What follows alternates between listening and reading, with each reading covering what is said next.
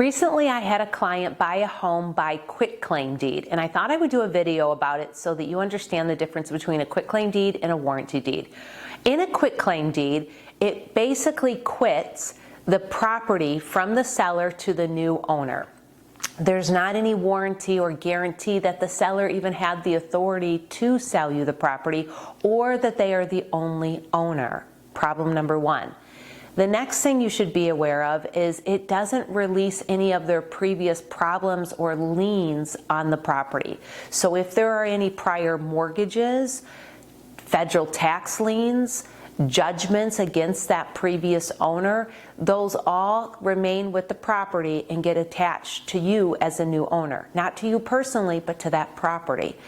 In addition to that, what about delinquent water bills, delinquent taxes? Those all become your responsibility as well.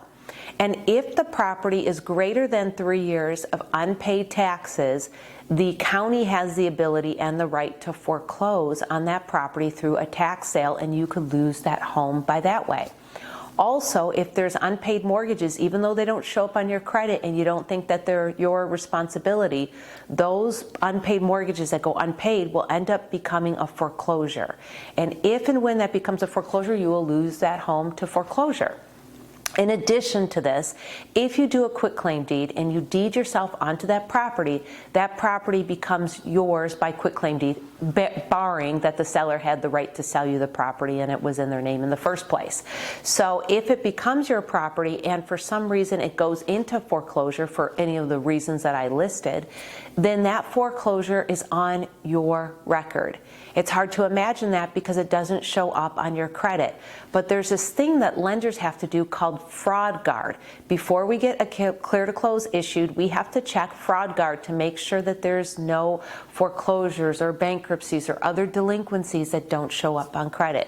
And guaranteed, Fraud Guard will catch that that house has unpaid taxes and is in foreclosure or is delinquent.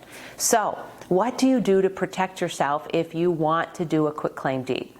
Number one, you can go and check delinquent taxes and delinquent water bills with the local county that you're buying the house in. Number two, you can do title searches by going to the Register of Deeds and doing your own due diligence to see what other liens and encumbrances are on the property. Or three, you could hire a title company to do a title search for you. Usually it's less than or equal to $300, and they will find all of these things: delinquent water bills, delinquent taxes, and any liens, judgments, IRS liens on the property itself. So before buying a home by quitclaim deed, consider all of these things and consider doing a warranty deed, which gives you not only a free and clear title, but also title insurance. So buyer beware on a quitclaim deed. A lot of this happens in inner city areas where there's a lot of property flipping.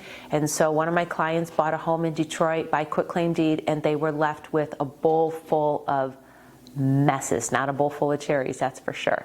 This is Dawn Connors at Mortgage One, providing you fantastic mortgage solutions.